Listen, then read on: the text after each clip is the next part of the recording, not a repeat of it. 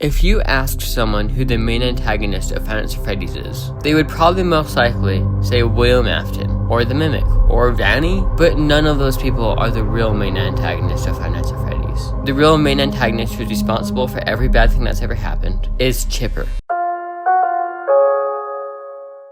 If you don't know who Chipper is, he was first made in Scott Cawthon's game that he made a little bit before FNAF, called Chipper and Sons Lumber Co. Basically, the game was a game where you played as Chipper, and you kind of had to chop wood. It was like a simulator, I'm pretty sure. And you had a son, too. I don't know his name. He doesn't matter. He's not important. No one cares. But this game was bad, and Scott Cawthon got many reviews on his game that agreed that this game was bad. And one of them said that the animals look like weird animatronics, and their eyes look soulless. So Scott Cawthon decided to make Five Nights at Freddy's, and it's one of the biggest games ever now. But Chipper never left just because his game failed. The first time you see him after his game failed and FNAF blew up was FNAF World, when he was one of the main bosses of the game, and later he became a character that you can have in your party. And we thought that Chipper was dead from that. We thought we killed him in FNAF World, but we didn't, because he entered the real FNAF universe, not FNAF World, the real universe, as an animatronic in FNAF 6, L-Chip.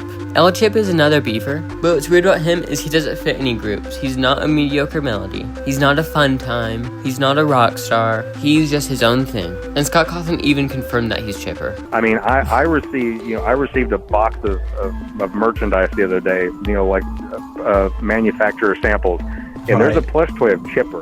Well, L-Chip. Yeah. But I held that plush toy and I was looking at L-Chip and I was thinking to myself, you got merch. You got merch, Chipper. Yeah. You were an abysmal failure, but you found your way into this merch. Well, so L-Chip to you was a reference to Chipper. Oh yeah, of course he is. Yeah. And in that same interview, he also confirmed that Chipper is the main antagonist of Five Nights at Freddy's. Hey, Chipper is, listen, all of these games are haunted by different spirits, right? Right. But the real spirit haunting this whole franchise is Chipper. Chipper is haunting this whole franchise. And then after Chipper took the form of L-Chip, L-Chip has been in everything. He was in Security Breach.